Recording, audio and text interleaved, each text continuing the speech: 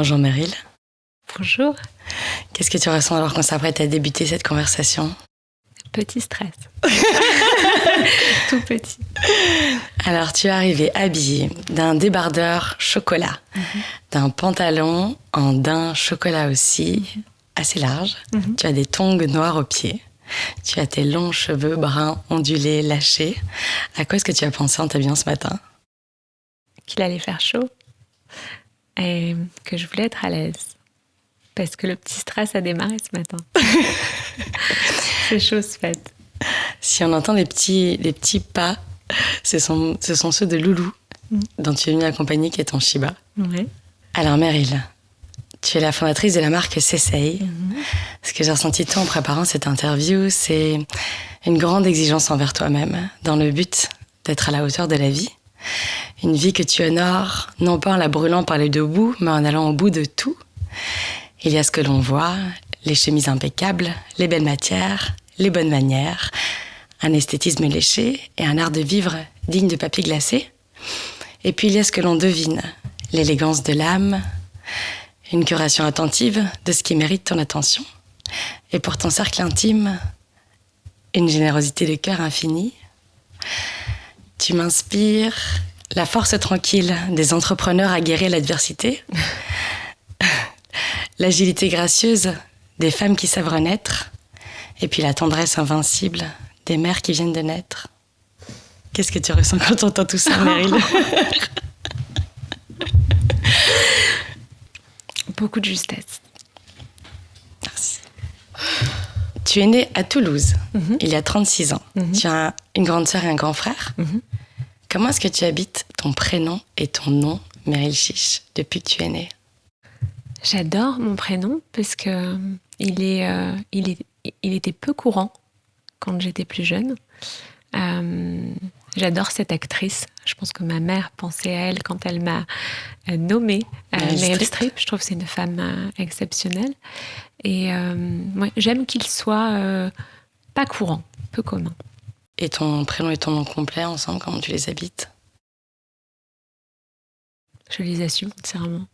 Je pense que c'est tellement important de savoir d'où on vient que j'embrasse. Je me suis d'ailleurs jamais posé la question puisque c'est qui je suis et j'ai toujours depuis toute jeune assumé pleinement qui j'étais, mes origines, avec les pieds bien stables sur un socle que mes parents ont construit pour nous.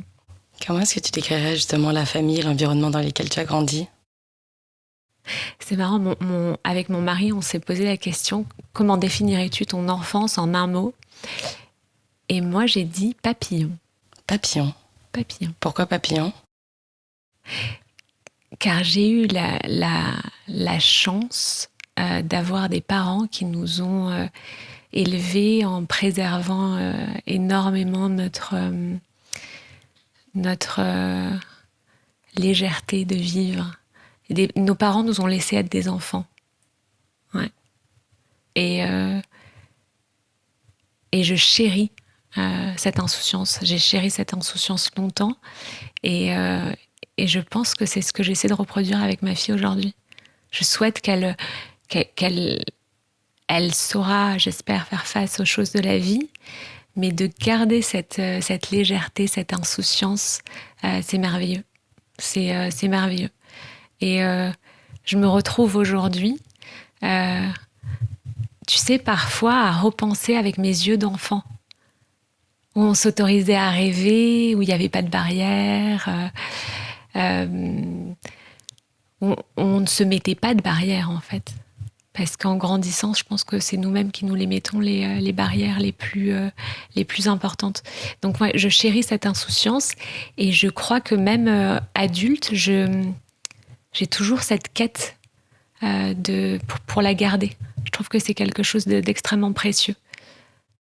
Qu'est-ce que tu aurais aimé qu'on te dise enfant, qu'on ne t'a pas dit, ou qu'est-ce que tu aurais aimé savoir que tu ne savais pas ?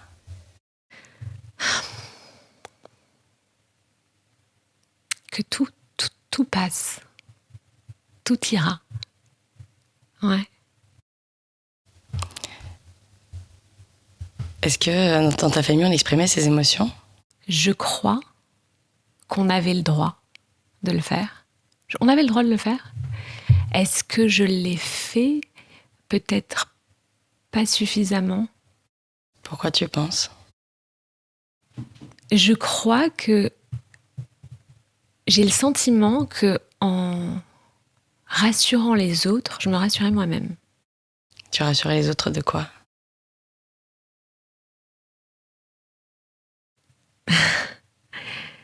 Je sais pas, j'ai toujours tenté d'être lisse. Je voulais pas inquiéter. C'est pas d'être lisse, j'étais moi-même, j'étais une enfant très vivante, mais j'avais toujours peur d'inquiéter. Je voulais toujours conforter, rassurer. Et je pense que j'ai essayé, tu vois, d'être cet enfant modèle, d'une certaine manière, pour mes parents. Et tu tenais un peu ton rôle, quoi. Ouais. Alors que on était, tu vois, mes parents étaient très présents, tous les deux entrepreneurs, tous les deux. Je me souviens que aussi toute petite, mon père et ma mère me répétaient que le travail c'était la valeur numéro 1 avec la famille, mais tout de même très présents puisqu'ils choisissaient un petit peu quand est-ce qu'ils voulaient travailler. Et il y avait quelque chose de très important chez moi, c'était le dîner le soir. Tout le monde passait à table en même temps, avec un même repas. On choisissait pas ce qu'on voulait manger, tu vois. Et c'était un moment de partage. Donc, ouais, on pouvait exprimer ses émotions, on pouvait parler. Nos parents étaient très attentifs. T'as monté ta première boîte quand t'avais 16 ans, donc t'étais encore au lycée. C'était une marque de bijoux. Ouais. Donc tu créais chacun des bijoux toi-même et puis tu les vendais sur Facebook. Oui. Et ta petite entreprise avait quand même attiré l'attention de la presse. T'as eu des articles dans Marie-Claire, dans Elle, dans le Grazia à l'époque. Oui. Pourquoi tu me regardes comme ça? Oui, je sais pas comment tu sais. C'était il y a longtemps, c'était il y a 20 ans. Je fais mes recherches. T'as suivi des études de droit. D'abord à Toulouse et puis après t'es arrivée à Paris, à Assas, en 3e année. À ce moment-là, ton père t'a dit quelque chose qui se rapprocherait de « maintenant tu vas arrêter d'enfiler des perles et tu vas travailler ». Oui, il m'a dit ça, je crois exactement. Alors, tu as arrêté ta marque de bijoux et tu as poursuivi tes études de droit, que tu as complété d'une licence en histoire de l'art à la Sorbonne, parce que les 2 diplômes étaient nécessaires pour devenir commissaire-priseur, ce que tu as ambitionné un temps de devenir. Avant qu'on passe à la suite et à ce que tu as fait à la place de devenir commissaire-priseur, j'aimerais qu'on fasse une pause sur ces dernières années d'adolescence et premières années en tant que jeune femme. Comment est-ce que tu les as vécues? Comment est-ce que tu te sentais dans ta tête et dans ton corps pendant ces années-là? En devenir, en recherche. Ouais. C'était des années où j'avais besoin, je crois, où j'avais besoin d'être moi-même, mais je savais pas vraiment encore comment y arriver. Tu vois, entre la petite fille parfaite et savoir dire ce qui nous plaît et ce qui nous plaît pas, savoir ressentir ce qui est bon pour nous et ce qui est moins bon pour nous, avoir l'audace et les convictions de prendre un parcours qui serait pas forcément le parcours attendu, mais dont on a l'intime conviction qu'il est le nôtre. Donc ça a été des années de recherche, comment passer de la petite fille, jeune femme à femme. Ouais. Donc après avoir validé tes diplômes de droit et d'histoire de l'art, tu décides de monter Les Merveilleuses. Oui. Comment s'est passée cette transition? Comment est-ce qu'elle a été reçue par tes parents? Déjà, je pense que mon père était très... pas déçu, mais il me semble peut-être déçu. Il voulait que je continue le droit. Je pense que mes parents, ils se sont fait eux-mêmes. Et si mon père m'écoute, il me dira si j'ai raison ou pas, mais j'ai le sentiment qu'il souhaitait pour ses enfants quelque chose de plus sûr. Peut-être pas un titre, parce que c'est pas un homme qui a besoin de titre, il a pas d'ego, mais plus la sûreté que va apporter le titre. Et j'ai des parents qui nous ont toujours élevés en nous disant je te souhaite d'épouser l'homme de ta vie, mais je veux que tu sois toujours indépendante. Et donc, ils nous ont toujours poussés à travailler, à se cultiver, à acquérir en fait cette forme d'indépendance qui pour eux était le luxe absolu et gage de liberté. Et du coup, il n'a pas tellement compris mon choix, mon père. Ma mère, c'est un peu une main de fer dans un gant de velours. Donc, toujours beaucoup plus de diplomatie dans son approche et elle compensait, tu vois, dans ce genre de dilemme. Et donc, beaucoup moins dans j'allais dire dans le jugement, mais mon père n'était pas dans le jugement. C'est juste qu'en fait, il voulait tellement le mieux pour ses enfants qu'il se devait de me le dire, tu vois. Mais bon, j'ai bifurqué en histoire de l'art, c'était une manière de respirer. J'avais fait quelques stages dans des cabinets d'avocats et j'avais urgemment besoin de prendre un petit bol d'air frais. Et j'ai adoré. Et à la fin de mes études, j'ai commencé à penser que j'avais envie de relancer quelque chose. Je me souvenais de l'excitation, de l'exaltation de mes 16 ans quand j'avais cette petite marque de bijoux. Et le deal, c'était valide ton diplôme et tu feras ce que tu veux après. Et donc, j'ai terminé à la Sorbonne et pendant l'été, j'ai pensé Les Merveilleuses. Ça a été de longues discussions avec mes parents. Mais je pense que c'était aussi une manière de me challenger, d'être sûre que j'étais sûre. Et beaucoup de chance, puisque une fois qu'ils en étaient sûrs, ils m'ont soutenue dans mon choix, à tous les niveaux. Et je pense que c'était un excellent choix. Alors, Les Merveilleuses, le concept, c'était que tu offrais aux clientes la possibilité de créer entièrement en ligne, leur robe de mariée ou leur robe de soirée.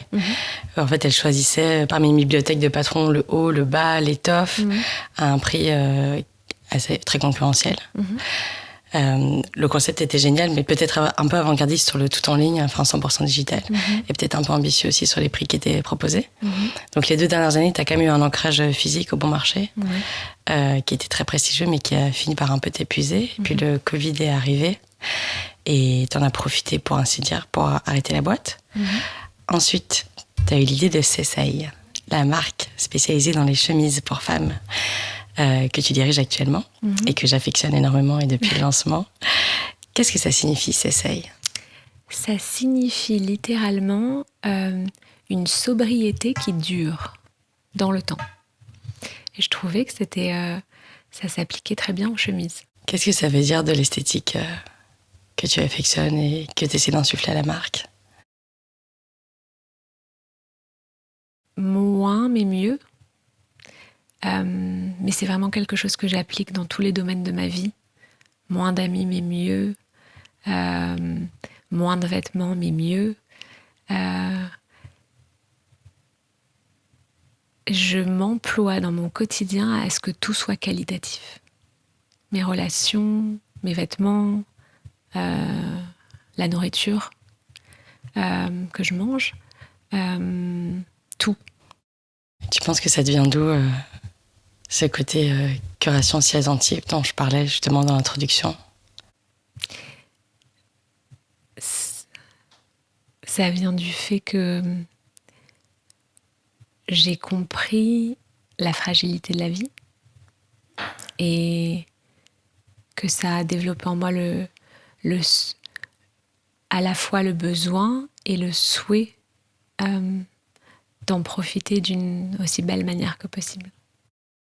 Dans cet ordre d'idée, dans une autre interview, tu as dit que tu avais toujours besoin de faire l'extra mile en tout. Comment est-ce que ça se manifeste sur le plan professionnel ? Je crois que j'essaie toujours de faire de mon mieux. D'autant plus sur le plan professionnel, parce que j'ai eu, il me semble, comme beaucoup de personnes qui ont mon profil, ce syndrome un petit peu qu'on appelle de l'imposteur. Les personnes qui ont ton profil, tu veux dire des personnes qui n'ont pas fait des études destinées au métier qu'elles font aujourd'hui ? Ouais, je vois, tu sais, parfois, quand on lance des offres de stage, je vois des jeunes filles qui sortent d'école de mode et qui adorent la mode et qui rêvent de créer leur marque. Et en fait, qui ont ce rêve depuis jeune fille, qui souvent sont venues à Paris dans cette idée. Et je me dis, mais attends, toi, t'as pas étudié pour. C'était pas ton rêve. C'était pas ton... Tu vois, comme si t'avais volé la place à quelqu'un qui le voulait vraiment, quoi. Mais toi, tu le veux vraiment aussi aujourd'hui, non? Mais moi, tout s'est fait avec un naturel alarmant. C'était, tu sais, juste le luxe que de dire « je suis à ma place ». Dans ce que je fais, dans tout ce que je fais, je suis à ma place. Je l'ai pas choisi, ça s'est imposé à moi. Tout s'est mis en place naturellement. Et tu sais, souvent on te demande mais comment t'as eu l'idée, et qu'est-ce que t'as fait en premier, et comment on commence, et comment ci, et comment ça. Et en fait, moi, j'ai pas de mode d'emploi. En tout cas, pour refaire ce que j'ai fait, je dirais que mon seul mode d'emploi, c'est d'être extrêmement en conscience avec vous-même, avec soi-même.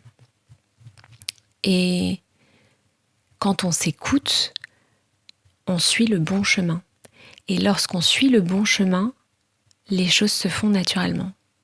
Qu'est-ce que tu as envie de dire d'autre aux entrepreneurs qui hésitent à se lancer, que toi, tu aurais bien aimé qu'on te dise avant que tu te lances? Ça n'a rien de glamour. Je sais que tu me comprends. Ça n'a rien de glamour. Explique. On essaie, on se doit de montrer que tout est beau et facile et parfait, mais il n'en est rien. C'est beaucoup de stress, c'est beaucoup de prise de tête, c'est laborieux, c'est long. Ça implique énormément de solitude. Moi, j'aurais aimé qu'on me dise, mais je le savais parce que j'ai... Mais tu sais, d'une certaine manière, j'ai fait ce que je savais faire. J'ai regardé mes parents pendant toutes ces années faire ce que je fais aujourd'hui. Et en ce sens, j'ai pas vraiment de fierté. Je tire pas de fierté de mon travail. C'est vrai? Non. Non, parce que justement, je l'ai fait parce que je savais le faire. De quoi tu tires de la fierté dans la vie? Jess.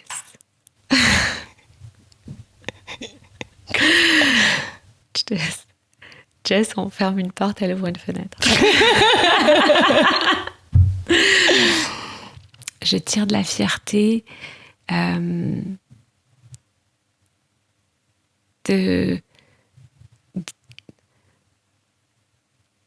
d'avoir dépassé certaines situations qui me semblaient insurmontables et d'avoir su en tirer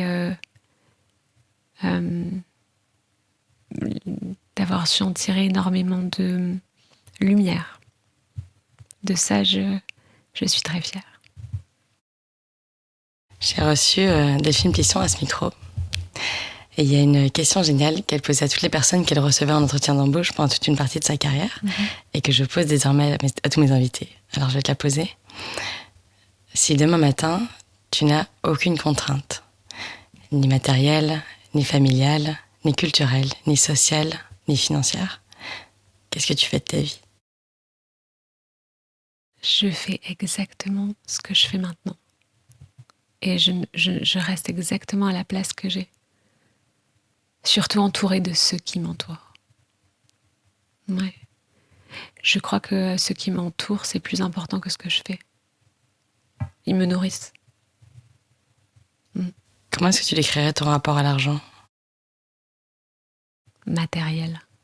C'est-à-dire? C'est un moyen de rendre des choses plus jolies, esthétiquement,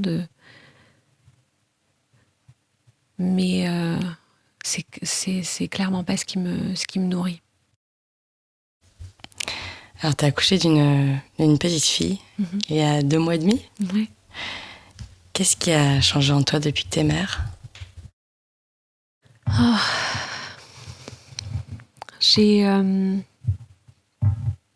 J'ai encore plus épuré mes pensées, mes relations par la force des choses, par manque de temps. Ça m'a encore plus recentrée sur l'essentiel. Ça m'a donné confiance en moi. Ça m'a fait... ça a fini de me faire la paix avec mon corps. Ouais. Ouais. Comment est-ce qu'il a évolué ton rapport à ton corps depuis que t'es jeune? Quand j'étais jeune, j'étais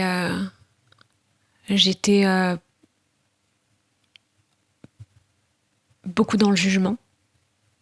Je le jugeais beaucoup, mon corps. Tout le temps, trop. Ensuite, après l'adolescence, j'ai commencé à en prendre soin. J'ai commencé à en prendre soin. Et puis... c'est rare de faire ça à l'adolescence. D'habitude, c'est un peu le moment où tu sais, les filles, elles sont un peu en bagarre souvent avec leur corps. Ouais. Moi, j'ai pas trop eu le choix. Parce que jeune, à l'âge de 17 ans, on m'a diagnostiqué une maladie auto-immune assez grave. Et je n'ai pas eu le choix que de prendre soin de ce corps qui devait devenir mon meilleur ami. Parce qu'on devait se battre ensemble. Et tu veux parler de comment elle s'appelle cette maladie? Tu veux parler un peu de ce qui peut se passer pour toi, si ça peut en aider d'autres? Ouais.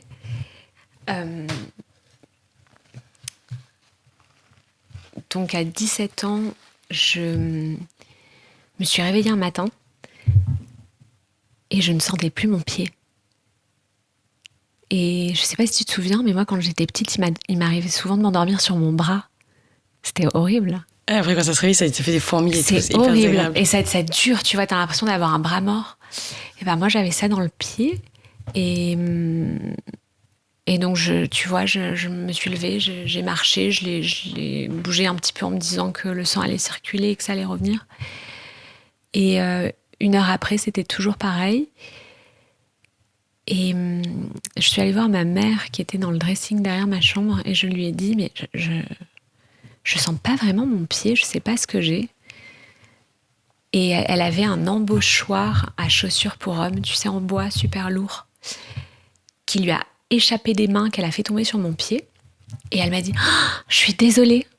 Et j'ai pas trop compris, parce qu'en fait, j'avais pas vraiment senti de douleur. Et c'est là qu'on s'est dit, bizarre. J'ai laissé couler, parce que j'étais très insouciante, et que je m'écoutais pas trop. Donc j'ai laissé couler pendant 2-3 jours et ça s'est monté jusque dans la fesse, cette sensation de fourmillement, tu vois. Donc on a appelé mon médecin de famille, qui était notre médecin de famille depuis 10 ans. Et je me souviens avoir compris dans ses yeux que c'était pas bien. J'avais 17 ans, il m'a examinée, il m'a dit il était vraiment embêté en fait quand il m'a examinée. Et il m'a dit faudrait faire un IRM. Et tu sais, Toulouse, c'est quand même une petite ville. Donc, tu as la chance que le médecin de famille, ce soit le copain de ta mère, que le radiologue, ce soit le copain de ton père. Donc, des gens assez proches émotionnellement. Et donc, j'ai un IRM en urgence le lendemain. Je me souviens, c'était un dimanche soir et j'ai l'IRM le lundi matin. Et l'ami de mon père qui me fait cet IRM arrive et je vois sur son visage, puisque je le connais aussi très bien, qu'il est ennuyé, lui aussi. Et puis il tâtonne, il me dit oui, est-ce que tu as été piqué? Est-ce que tu aurais... est-ce que tu as voyagé? Parce que il y a une plaque sur la moelle épinière. Et là, je vois ma mère se décomposer, qui lui dit, mais quel genre de plaque? Je te passe les détails. Il s'est passé 2 ans. J'ai récupéré de ce symptôme de perte de sensibilité de manière spontanée en une quinzaine de jours. Sans traitement? Sans traitement. Je pense que personne n'a voulu poser de diagnostic. Et je pense que quand ça arrive une fois, ça peut être aussi assez isolé et que personne ne pose vraiment de diagnostic. Et donc, en fait, il y a eu 2 ans de calme où on n'en a plus parlé jusqu'à que je déménage à Paris. Et durant mes premiers partiels à la fac, c'était rude parce que passer du niveau de Toulouse à Assas, c'était rude. Et puis arriver à Assas est violent. Assez. Pour l'avoir vécu moi aussi. Et je me réveille la veille de mon premier examen. Je ne sentais plus ma main.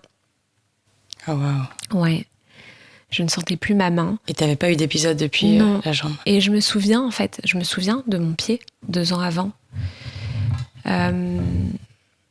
Et je me souviens aussi que j'avais fait des recherches sur Google et que je m'étais fait un diagnostic, mais que comme il l'avait pas dit, je m'étais dit que c'était pas ça. Et donc, c'était le mariage de ma sœur 3 jours après. Et ma sœur que j'adore, et premier mariage dans la famille, et j'avais pas envie de plomber l'ambiance, tu vois. Donc t'avais gardé ça pour toi? Je dis rien. Je dis rien, mais je meurs de trouille. Puisque en 3 jours, en fait, je ne sens plus ma main, mais ça passe jusque dans l'omoplate, donc je ne sens plus mon bras. Je peux bouger, mais je n'ai plus de sensation. C'est hyper désagréable. Et donc, le mariage de ma sœur était dans le sud. Donc, je passe mes examens, la moitié. Je prends un avion, je vais dans le sud pour le mariage. Et j'étais censée, en fait, repartir le lendemain pour passer la suite des examens. Et je vais voir cette amie de mon père, en fait, le lendemain du mariage. Et je lui dis, tu sais, on s'était vu il y a 2 ans pour ça, mais je crois que ça arrive encore. Et donc, je lui explique. Et il me dit, tes parents sont au courant? Je lui dis non. Il me dit, bah, tu vas les appeler tout de suite. Et de là, tout va tellement vite. Mais en gros, après une ponction lombaire, etc., on me dit que j'ai une sclérose en plaques. La sclérose en plaques, c'est une maladie donc auto-immune? C'est une maladie auto-immune. Donc c'est ton système immunitaire qui se retourne en quelque sorte contre toi? C'est ça? Tout à fait. Et pour des raisons qui sont relativement obscures encore aujourd'hui, non? Oui, très. Et donc tu parlais des... Enfin, de moins en moins aujourd'hui pour la sclérose en plaques, mais très obscure en règle générale pour les maladies auto-immunes. Et donc les symptômes, c'est, tu le disais, donc des endroits de ton corps où tu perds la sensibilité? Pour moi, c'était ça. Oh, tu sais, je reviens à ta question. Qu'est-ce que j'aurais aimé qu'on me dise? J'aurais aimé qu'on ne me diagnostique pas une sclérose en plaques, mais une forme de sclérose en plaques. Parce qu'il y en a des centaines. Et en fait, moi, ça s'est manifesté par des pertes de sensibilité. J'ai eu la chance de jamais avoir de soucis moteurs, mais ça pourrait se manifester... tu pourrais te réveiller un matin et ne plus voir. Tu pourrais te réveiller un matin et ne plus marcher. Ne plus sentir. Ne plus ressentir. Comment tu as diagnostiqué une sclérose en plaques? Tu as vu tout ce que ça pouvait être? Eh ben, j'ai...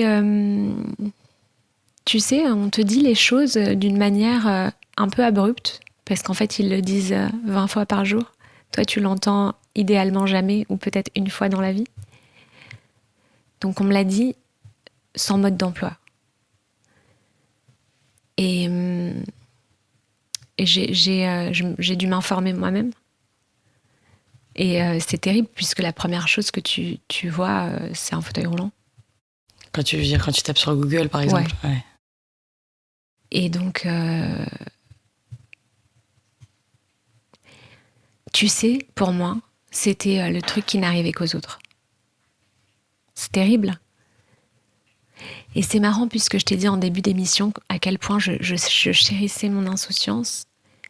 Mais à ce moment-là, j'en ai tellement voulu. Et bizarrement, à mon père, plus qu'à ma mère. Tu sais, comme si le père se devait de protéger. Et j'ai dit, on m'a volé mon insouciance, je ne la retrouverai jamais. Et au début de notre conversation, tu m'as dit que tu regardais de nouveau de plus en plus avec tes yeux d'enfant. Mm-hmm. Donc en fait, tu as pu la récupérer un peu. Ah, complètement. Ça a été... je dirais que ces 13 dernières années ont été éprouvantes et merveilleuses. Quand tu disais que tu en voulais à ton père, de ne pas t'avoir protégé, tu avais l'impression aussi de peut-être en vouloir à la vie, ou je sais pas, être puni par... que ce soit... Enfin, comment est-ce que tu l'as appréhendé en fait? Ça a été court, mais pendant quelques jours, je me suis dit, mais qu'est-ce que j'ai fait de mal? Parce que je pense que j'ai toujours réfléchi d'une manière un peu simpliste, mais je me disais que quand on était une bonne personne, tout allait. Et je me suis demandé, mais qu'est-ce que j'ai fait de mal pour qu'on me punisse? Mais ça a été assez court. Ça a été assez court. Il y a eu... ça a été un bus. Tu vois?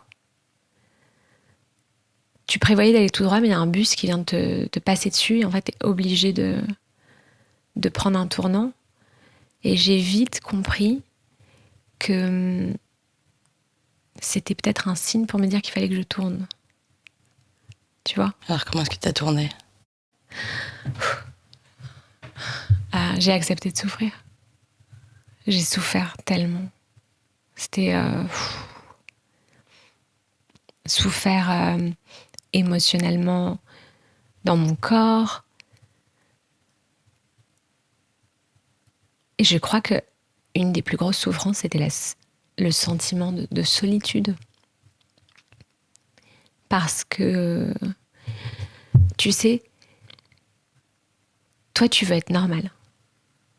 Mais tu l'es pas, puisque là, tu es en train de vivre une épreuve qui est tellement éprouvante que ça te fait sortir de la normalité, entre guillemets, d'une jeune femme de 20 ans, de 19 ans, 20 ans. C'est pas normal. C'est pas normal de vivre ça à cet âge-là. Et du moins, t'es pas armé. Tu vois? Et je pense que c'est pour ça que j'en voulais à mon père, qui avait mis tant de cœur à ce que ses enfants aient cette belle insouciance de la vie, que peut-être lui n'avait pas... Peut-être que lui avait perdu tôt, parce qu'il a perdu... Je sais pas, j'essaie de comprendre, mais il a perdu son papa assez jeune. Je sais qu'il nous a tellement... tous les deux, avec ma mère, tellement protégés. Et je lui en voulais parce que je me suis dit... peut-être que si j'étais pas si perchée sur mon nuage, ça aurait fait moins mal. Tu vois? Et j'ai vite transformé ça en me disant que il y avait quelque chose derrière. Que je le comprenais pas maintenant, mais qu'il y avait forcément quelque chose derrière. Et que de toute façon, il ne pouvait pas en être autrement. Tu veux dire que tu disais qu'il y avait une raison pour qu'il y ait quelque chose auquel te raccrocher? J'avais l'intime conviction que ça irait. Ou alors je me suis persuadée que ça irait pour survivre à ce moment. Mais j'ai toujours eu l'intime conviction que ça irait.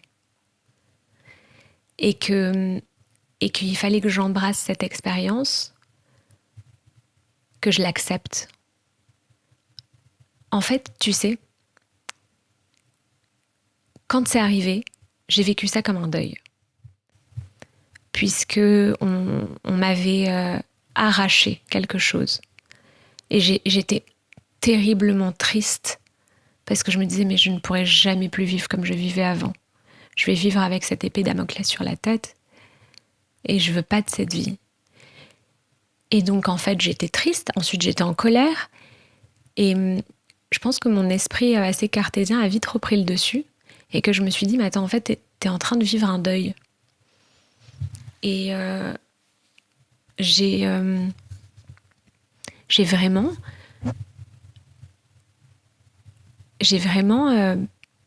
pris ça, accepté cette situation en me disant, ok, c'est pas cool, c'est même terrible, mais il y a quelque chose qui va ressortir de tout ça. Comment se sont passés les traitements alors ?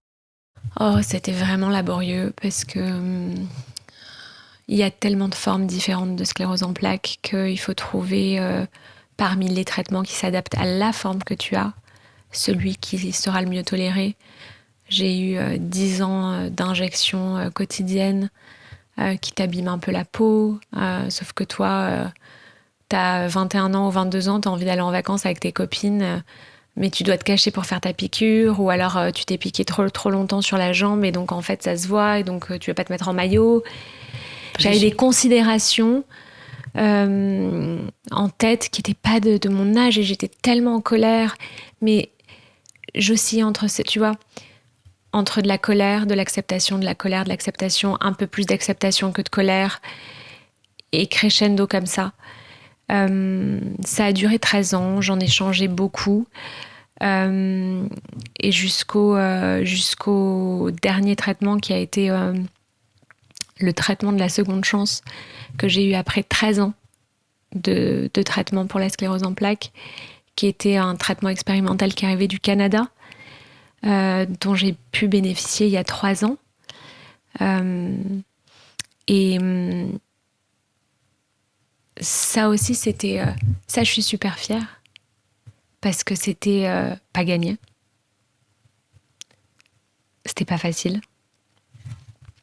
Et on l'a fait à deux, mon corps et moi. Et donc c'était une forme de... Comment dire ? Ça peut agir un peu comme une chimiothérapie, puisqu'on te supprime ton système immunitaire pour te recréer un nouveau système immunitaire. Tout frais, tout beau. Ça veut dire que pendant toute cette période-là, tu devais pas avoir grand monde. Non, tu t'adaptes. Tu mens un peu, t'as l'air un peu bizarre, mais c'est pas grave.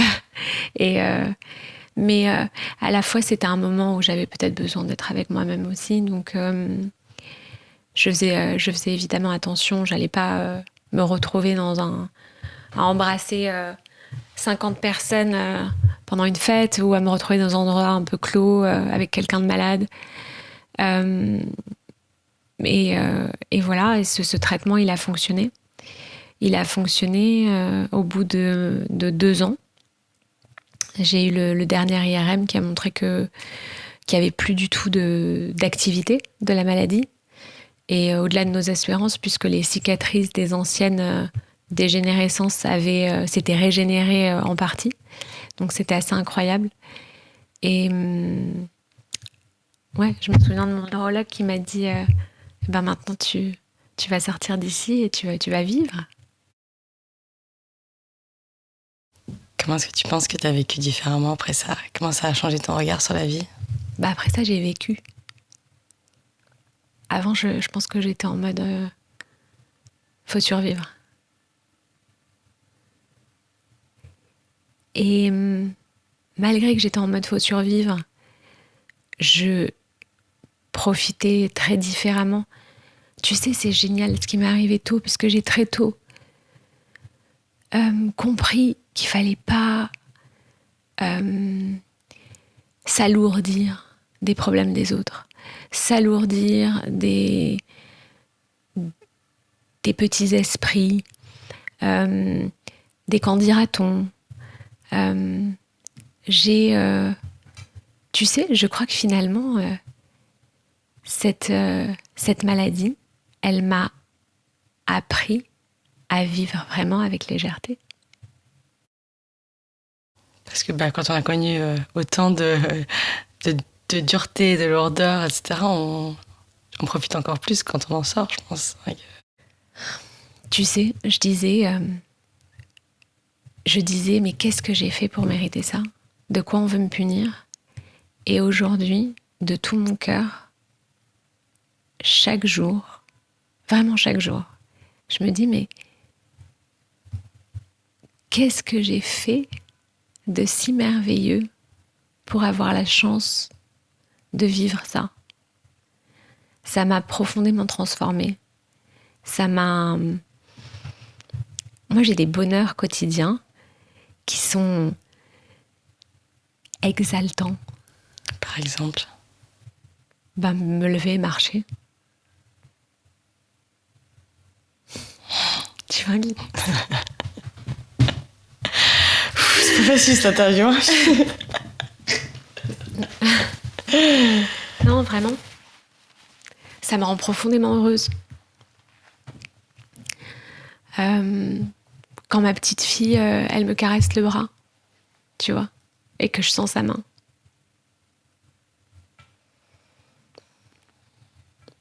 C'est divin. Donc je t'avais demandé à la base ce que la maternité avait changé en toi. Et du coup, on en était venu à ton rapport à ton corps. Pour boucler la boucle de ça, toi, au moment où on parlait de tes traitements, et notamment du dernier, tu as eu cette phrase, plus ou moins en tout cas celle-là, on va y arriver à deux. Tu mentionnais le fait que ton corps était vraiment devenu ton ami à ce moment-là. C'est ça qui t'a suivi jusqu'à aujourd'hui, c'est ce lien hyper amical, une manière d'en prendre soin peut-être. Ouais. Moi, mon corps, c'est mon meilleur ami. Mais vraiment. Tu sais comment je décris le corps ? Je dis toujours, ça te viendrait pas à l'idée de laisser ton appartement dégoûtant, de laisser les canalisations se boucher. Tu vois ? Et pourtant, le corps, oui. Alors qu'un appartement, on peut résilier son bail et en trouver un autre. Alors que le corps, on peut pas. On est avec et il faut qu'il nous tienne jusqu'à la fin de notre vie. Et puis aussi, c'est ce qui abrite notre âme. Il faut en prendre soin. Tu vois ? Tu prends soin de ton âme, mais il faut aussi prendre soin de sa maison. Et moi, mon corps, c'est mon meilleur ami. Grâce à lui, j'ai guéri.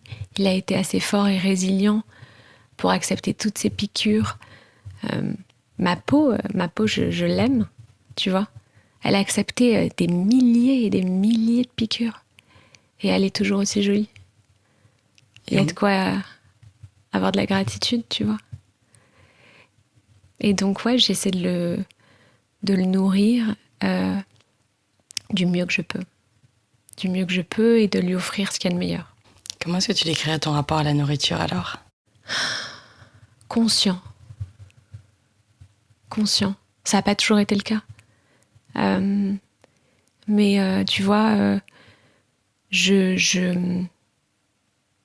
léger, il est devenu léger et en conscience. Dans l'imaginaire, on s'imagine, tu sais, la nourriture en pleine conscience comme quelque chose de... Oui, t'es vraiment là, mais où ça manquerait justement de légèreté, tu vois. Bah non, parce qu'en pleine conscience, ça veut dire aussi... Tu prends du plaisir en conscience. Ouais. Mais, par exemple, si tu as envie de te faire plaisir, et que tu le fais en conscience, au lieu de t'acheter des gâteaux au supermarché, tu vas aller chez le meilleur pâtissier de Paris et tu vas te faire le meilleur millefeuille de Paris. Si tu veux une mousse au chocolat, tu vas pas t'acheter une mousse au chocolat Milka, mais tu vas peut-être la faire toi-même avec tu vois, une farine bio avec du chocolat 90% qui est délicieux, avec un sucre non raffiné et avec le meilleur beurre, tu vois. Et là, tu manges différemment, tu te nourris différemment, tu prends soin de toi. Mais ça n'empêche pas le plaisir. Mais c'est peut-être manger mieux. Mais pareil, tu élimines ce qui est pas nécessaire. Tu vois, on en revient à nos relations. Il faut que tout soit pas optimal, j'aime pas ça. C'est si tu essaies de t'entourer des plus jolies choses, ça peut toucher n'importe quel domaine de ta vie. Tes amours, tes amis, ton travail, l'esthétique autour de toi, mais aussi la qualité des ingrédients que tu ingères. Ça n'a pas de limite, quoi. Quel lien est-ce que tu fais entre nourriture et émotion? Est-ce que tu as parfois l'impression de manger tes émotions? Oh, je les ai mangées longtemps. Ouais, je les ai mangées longtemps, surtout que j'avais besoin de réconfort. Je pense que chaque goût évoque une émotion différente. Moi, parfois, je mange un plat délicieux et j'ai les yeux qui frétillent et le cœur aussi. C'est intrinsèquement lié. C'est quoi le plat qui te sauve de tout? C'est un plat de mon enfance qui n'a pas de nom.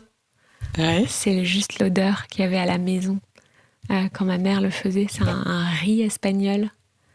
On passait, tu sais, à Toulouse, c'est pas loin de la frontière espagnole, donc je pense qu'il y a un mix. C'est un riz au poulet avec du riz rond à paella qui est presque caramélisé. Ce qui est délicieux, c'est d'aller gratter celui qui est à la fin de la marmite. Tu sais, c'est qui le gratouillon le meilleur, ouais. évidemment. C'est ça. Ça sent bon et c'est délicieux. Elle te le fait encore parfois? Ouais. J'ai documenté la recette. Je compte la vendre à mon frère et à ma sœur. Je l'ai documentée en photo, pas à pas. Comment est-ce que tu décrirais ton rapport à l'ivresse? Festive. Malheureusement, j'ai un mari qui ne boit pas.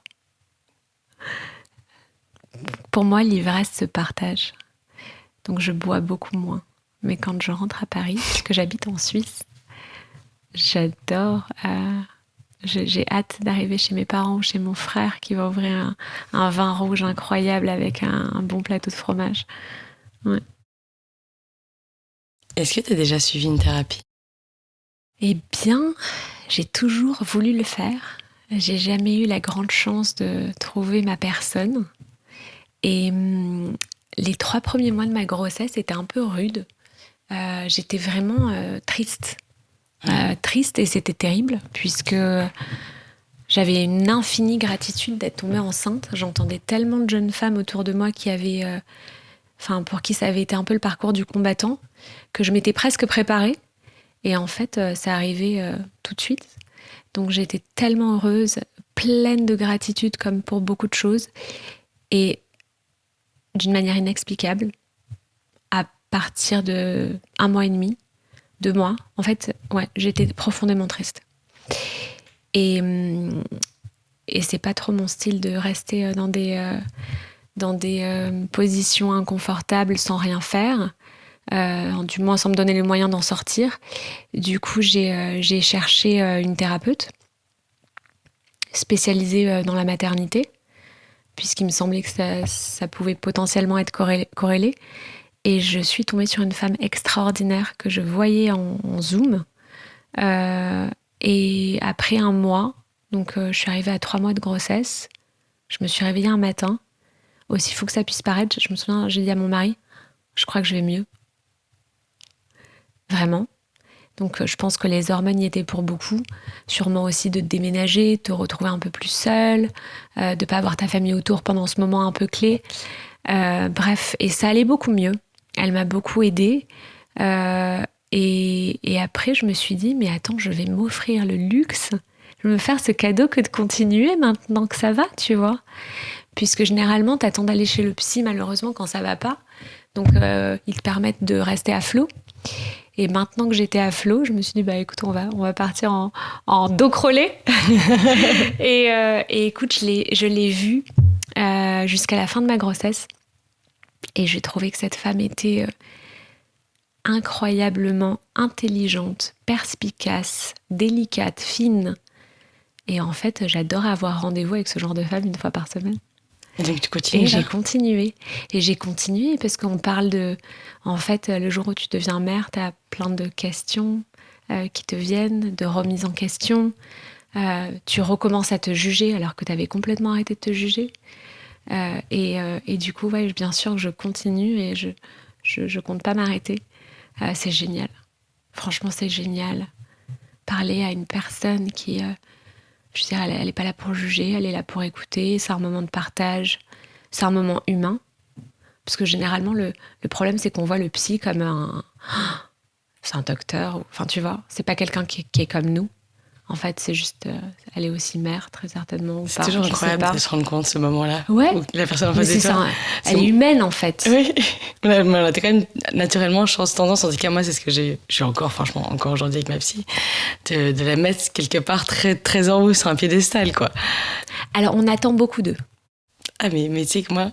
Ouais, on attend beaucoup d'eux. Je me dis souvent, enfin, on en parlait hier avec une de mes meilleures amies, on se disait, t'imagines si t'étais plus là, etc., entre nous.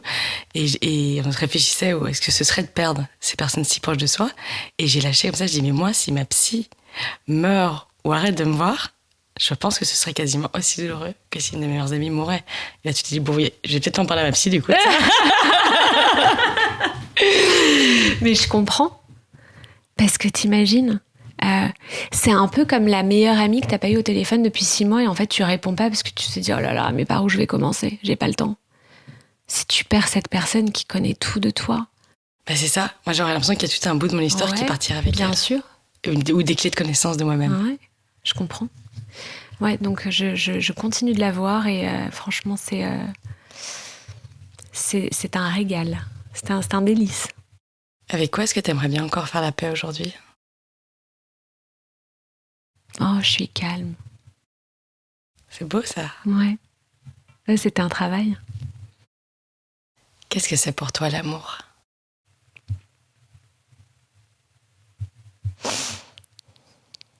C'est beau. Pourquoi est-ce que tu as choisi ton mari?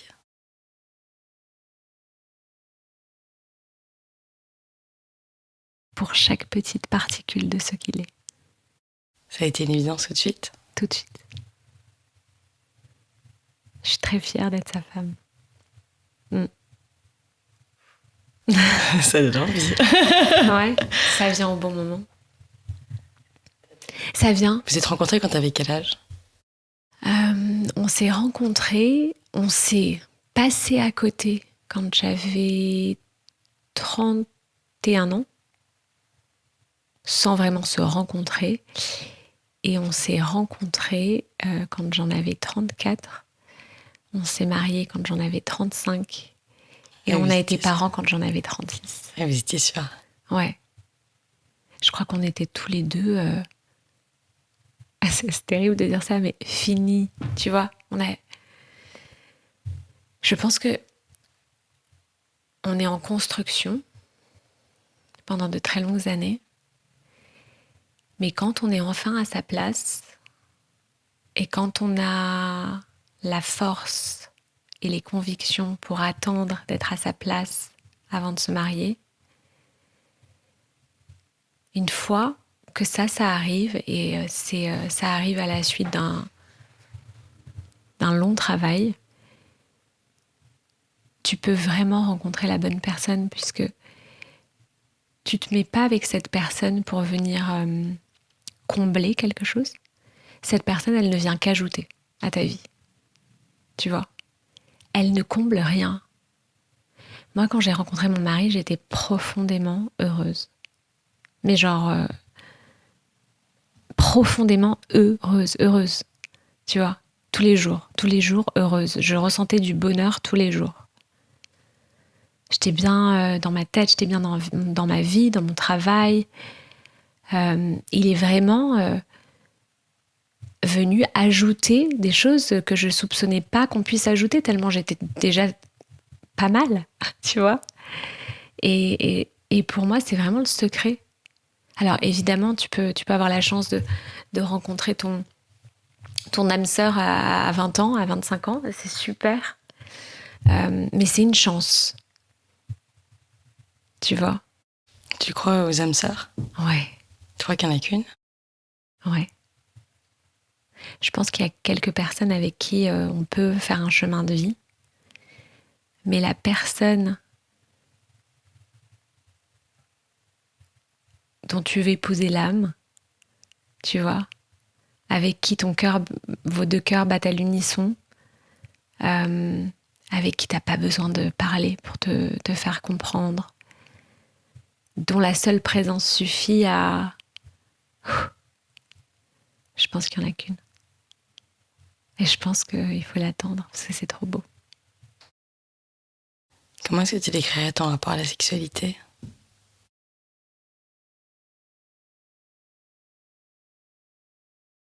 C'est un rapport qui rime avec l'amour fou.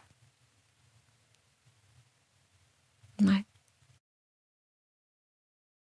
Je t'ai demandé de choisir un texte qui te crée des émotions pour me lire à voix haute. Qu'est-ce que tu as choisi? J'ai choisi un petit passage du livre de Perla Servan-Schreiber. Le livre, c'est lequel? Qui s'appelle « Ce que la vie m'a appris ». Que d'ailleurs, j'espère, et je dois pas être la seule à avoir le plaisir d'écouter à ton micro. Ah, j'espère aussi l'avoir un jour. Alors, c'est un passage qui s'appelle « L'acceptation, ce oui qui change tout ». Chaque mot de ce propos de Swamiji, comme l'appelaient ses disciples, est à déguster pour s'en imprégner. Un jour, il prend la saveur de l'évidence. Pour moi, ce fut tardif. Au regret de timing, je préfère le choix de la transmission. Ces modestes observations bénéfiques d'une aînée pourront-elles vous faire gagner un peu de temps? Cette petite voix, la vôtre, accepteriez-vous désormais de l'entendre pour vivre pleinement votre vie? Une voix dont j'ai vécu les gratifications. Ne retiendrez-vous qu'une chose de cet ouvrage? Puisque vous me faites l'amitié de me lire, j'élirai l'acceptation. Au double sens du terme, l'acceptation de soi et l'acceptation de ce qui se présente à soi. L'une ouvre la porte à l'autre et réciproquement. De quoi s'agit-il? De dire oui à ce que nous sommes. Oui à ce SE et ce SEUX que nous croisons sur notre chemin. Un oui de principe qui devient à l'usage franc et joyeux, permettant de mieux accueillir et évaluer une situation, une personne, une idée, une information, fût-elle difficile à vivre, quitte à dire non ensuite. En disant oui, je m'ouvre au moins à l'écoute de ce que l'on me dit ou de ce qu'il se présente. À quoi reconnaît-on ce oui entier, ni contraint ni résigné? Un jour, on le ressent tout simplement. L'attitude mentale de départ convie ensuite le cœur et les sens. Sinon, ça ne marche pas. Pas facile. Une pratique est nécessaire, comme pour un muscle. Il s'agit d'ouvrir son cœur et ses bras, au lieu de vivre les épaules rentrées. Et la décision devient sensation. J'ai vécu 15 ans dans cette posture complexée mais invisible pour quiconque d'autre que moi. De l'adolescence à la trentaine, relation aux autres épanouie, relation à mon corps catastrophique. Je me voyais trop grosse, trop petite, trop brune. Banalité affligeante au Maroc alors que ma mère avait les yeux bleus. Pour la taille et la couleur des yeux, il fallait me rendre à l'évidence. Je me suis rattrapée sur les régimes amaigrissants les plus farfelus. Comme je travaillais à Marie-Claire et qu'un numéro sans régime amincissant miracle était inconcevable, j'ai tout essayé. Très vite et pour longtemps, j'ai été la reine du yo-yo, passant d'une diététique à l'autre, voire royale pour se flinguer la santé. Et un jour, j'ai lâché pour m'investir dans une psychanalyse. Pour bien d'autres raisons plus sérieuses. Conséquence inattendue, j'ai minci durablement.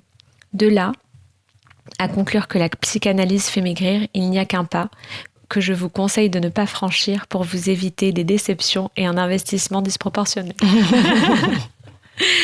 Une psychanalyse bien menée permet de défaire des nœuds affectifs et douloureux qui se sont formés tout au long de la vie, mais aussi elle apprend à vous accepter dans votre histoire, dans votre corps et à mieux vivre avec. Pour moi, ça a marché.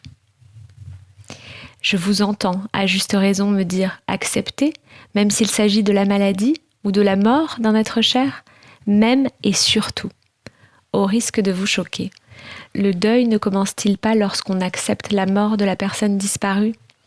Le chagrin, le souvenir demeure, mais le travail se fait pour que la vie reprenne ses échanges avec les vivants. Pour la maladie aussi. Comme une femme sur 4, j'ai appris suite à une échographie de routine que j'avais un cancer du sein. Ce type de tumeur au stade 2 était opérable et maîtrisable. L'équipe de scénologues à qui j'ai eu la chance de me confier a été rassurante. J'ai accepté pleinement la nouvelle, avouons-le, banale. Ce oui m'a permis de ne pas partir en vrille dans l'angoisse que peut provoquer une telle annonce. En petit soldat confiant, je me suis engagée dans la mise en route des innombrables rendez-vous et examens médicaux. Merci la France, je ne l'ai jamais assez dit. Un pays où l'on peut se soigner de la meilleure des manières et gratuitement est une terre de cocagne. En cas de cancer, la non-acceptation, la révolte et ou la panique qui l'accompagne rendent le patient sourd aux raisons. Pourtant fondé de considérer que c'est une maladie comme les autres. Ce refus du réel paralyse la patiente si elle rumine l'injustice qui la frappe. Si dans cette situation, le temps est précieux, le moral l'est encore plus. Pragmatique avant tout, mais toujours débutante, l'acceptation me rend la vie plus simple, même si elle me demande souvent quelques négociations avec moi-même. Je pourrais continuer, mais je vous laisse le plaisir de l'acheter parce qu'il est délicieux. Puis ça résonne bien avec tout ce qu'on s'est Ouais. dit. Je vais te poser plusieurs questions auxquelles tu peux répondre assez brièvement. Peux-tu me dire une chose qui est vraie sur toi? Je suis entière. Une chose qui n'est pas vraie sur toi? Je suis froide et hautaine. Une de tes capacités exceptionnelles? La résilience. Ce que tu aimerais que tes amis disent de toi? Que je suis une bonne amie. Le gros mot que tu aimes le plus utiliser? Merde. La folie qui a changé ta vie? Accepter. Ce qui te réjouit le plus dans la vie? Ma famille. De quoi as-tu le plus faim? De chocolat. De chocolat. 90%? Ouais. Est-ce que tu as peur de la mort? Non. Qu'est-ce que tu aimerais laisser derrière toi? De la douceur. Qu'est-ce que tu ressens alors qu'on s'apprête à terminer cette conversation? De la joie. Pour terminer sur une note musicale, est-ce que tu peux me donner le titre d'une chanson qui te touche? En ce moment, To Love Somebody de Michael Bolton. Pourquoi elle te touche? Je la chante à ma fille. Je sais pas comment lui dire que je l'aime. À quel point je l'aime. On danse dessus. Au moins une fois par jour. Merci beaucoup, Meryl. Ah, c'est moi.